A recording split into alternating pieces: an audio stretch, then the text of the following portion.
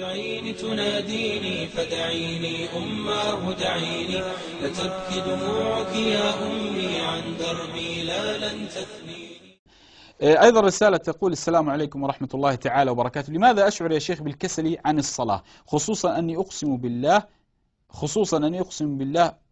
أين ذهبت؟ عند المشكلة تتقسم نعم، خصوصا أني أقسم بالله أحب الصلاة ومتعلق بالصلاة.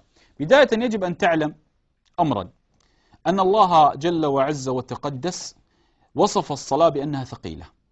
قال تعالى: واستعينوا بالصبر والصلاة وإنها لكبيرة، كبيرة ثقيلة على النفوس، كبيرة إلا على الخاشعين، استثنى أهل الخشوع سبحانه.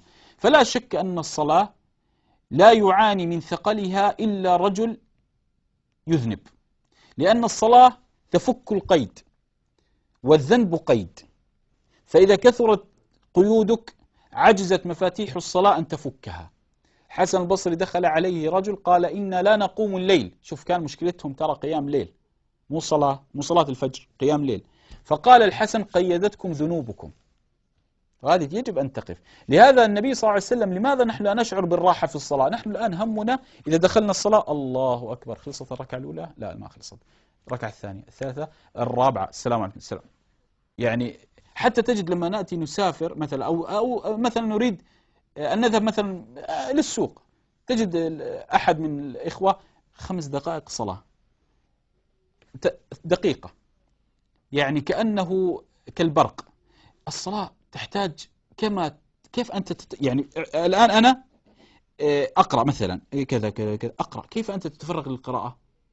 الصلاة تحتاج لتفرغ القلب، ليس فقط الجسد. نحن لا نريد تفرغ جسد ومكان، لا، نحتاج أول شيء تفرغ قلبك، لأن الذي يسجد معك القلب، الذي يسجد معك ماذا؟ القلب. فالصلاة النبي صلى الله عليه وسلم كان يقول: أرحنا بها، لم يقل أرحنا منها.